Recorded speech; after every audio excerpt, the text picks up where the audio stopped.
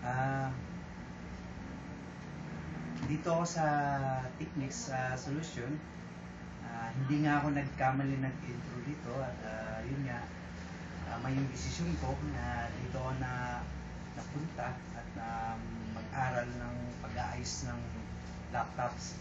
At nga, sulit nga yung pagpunta ko rito at marami talaga akong natutunan.